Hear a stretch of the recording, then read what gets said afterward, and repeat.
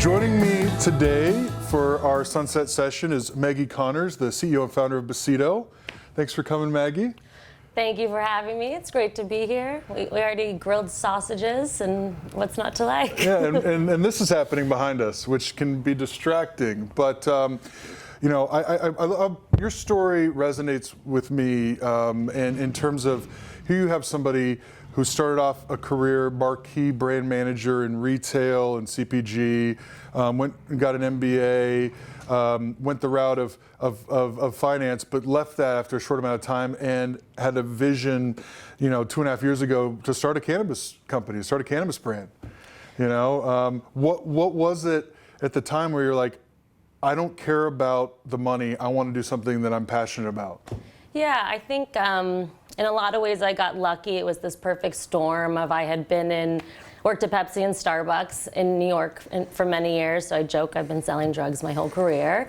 But then came out to California to get my MBA, and that's when I realized, and this was 2014, that cannabis, which I've always loved, was kind of going in the way of CPG. And not only was there this incredible opportunity to bring new design, kind of segmentation and positioning and thoughtful brand and product development that I wasn't seeing in the marketplace, but also kind of the leadership opportunity to shape an industry. And obviously people have come way before us and gotten cannabis to where it is today. 100%. But knew that we had this first year of rec and this market and kind of business to create, and was really inspired to do so with values, especially given the history of cannabis prohibition. Right. Well, congrats on getting your brand out there. It's fantastic. Obviously, you know, the idea of starting is one thing, but the challenges of actually getting a brand to market in the modern legal cannabis industry in California is not an easy task. I think it took 18 months from actually formally starting to having products to sell at Ease and everywhere else. What is some advice? What are some of the challenges you weren't expecting when you decided to do this? Yeah, I mean, it was quite the journey. We didn't even have laws yet, and then the laws came, and then they changed every 6 months. So obviously staying really nimble and adaptable, and not just like emotionally, but with contracts, with inventory, with everything you can really do. Naming, we ended up changing our name. So that's key.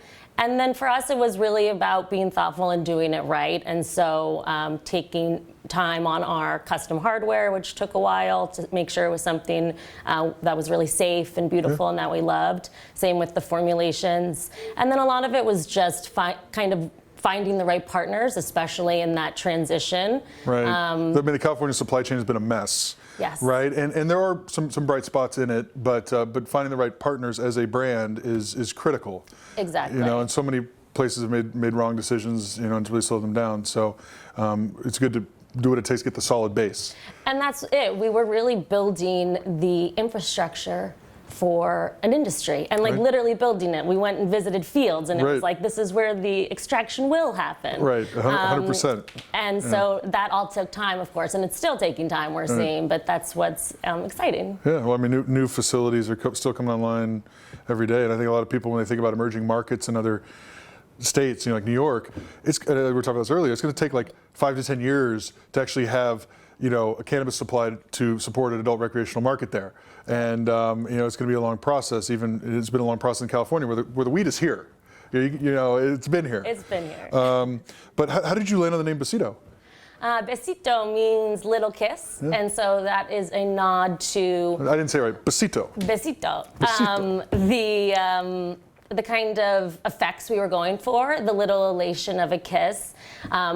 And our products also are lower in THC and higher in CBD. And I really just wanted people to have agency over their cannabis experience with so many products in the beginning of the brand days being kind of extremely potent. Yeah, and that's 30% THC content.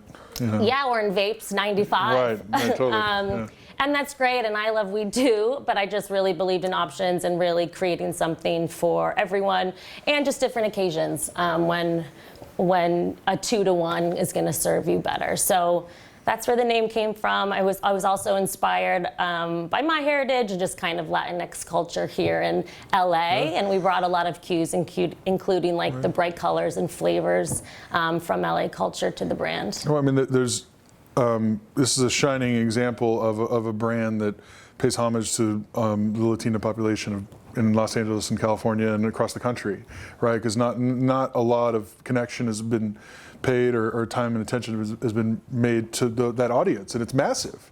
And it's only become more massive, you know? Yeah, we're really committed to diversity, not only in kind of who we are, who we work with, but who we represent as well. And I felt like that also we needed more kind of representation, even from just brands and media and cannabis and who we know is really consuming. And so that's something we've kind of worked into our creative and communities as well. I love it, and it shows in terms of the website and all the digital representation of the brand and who's talking about the brand and publications and stuff.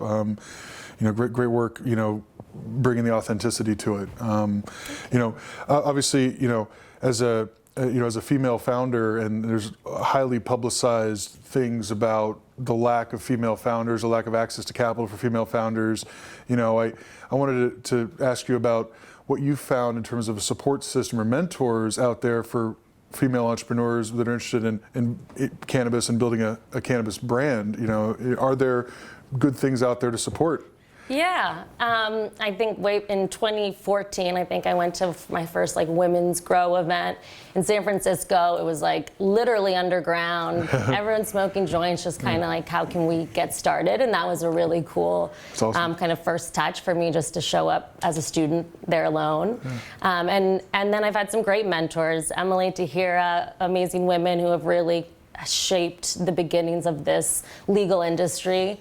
They took my like LinkedIn messages out of the blue 5 years ago, and now they've stayed kind of friends and also become mentors and advisors. So I'm extremely grateful for that. That's awesome.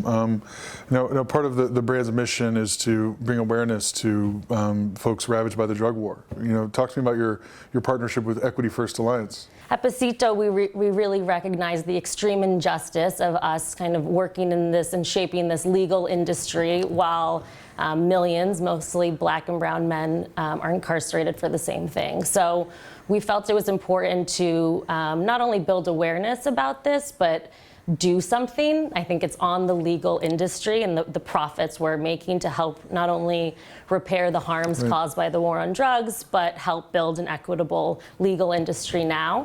And so met a lot of folks. Equity First Alliance we were most in line with their mission, and they're obviously the folks really doing the work on the ground. So we announced a partnership with them last September in support of National Expungement Week, which they do, where 1% of all besito sales go to supporting their mission. So they're awesome partners. I mean, it's a great organization. You know, we recently entered a partnership with Last Prisoner Project, where same thing, 1% of all revenue. And I think for us, as we talk to so many folks in the industry that are growing and all that, I think we just bring more awareness to those folks and those companies, you know, just as a platform, since at the end of the day, you know, recruiting and talent is kind of connective tissue that talks to a lot of people, right? And I think whatever, this industry is only going to succeed if those injustices, you know, are made right, you know, or started to made right. It's going to take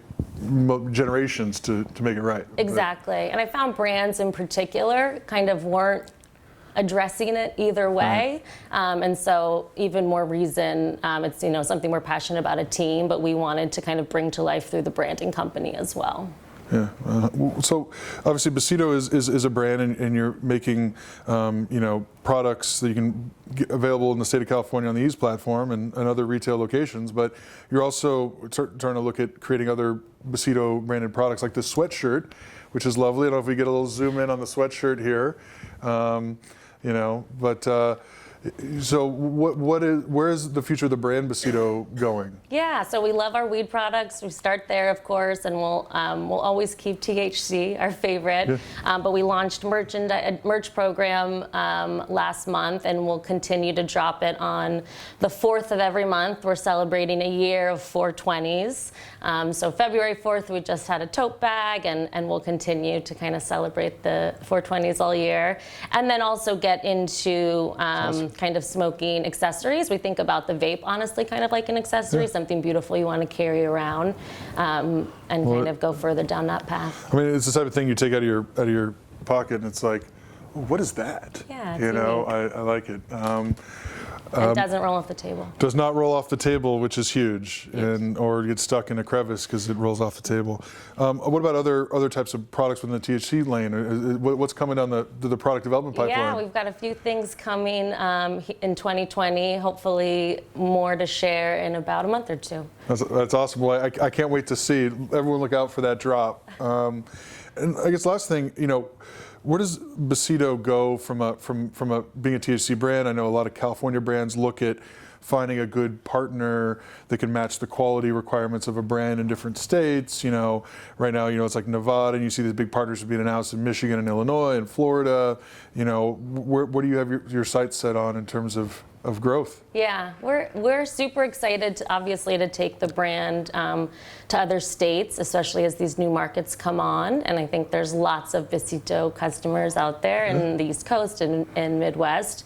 Right now, we're a small team and focused on California as such a big market, and obviously the brand is very kind of California. It's rooted here. Yeah. But it's been exciting to see the last few years kind of how, again, the infrastructure is developing, the companies who can support partnerships at scale, kind of smarter deals being made. So excited to see the right partners starting to come up for us to grow nationally. Right. I mean, at this point, it's all about, you know, having a sustainable long-term brand and only taking money if it's really going to unlock growth, right? And I think the industry is pivoting to a point where that's a real, you know, thing now, where you can actually find partners and offload core parts of your business and your supply chain to third parties who specialize in it.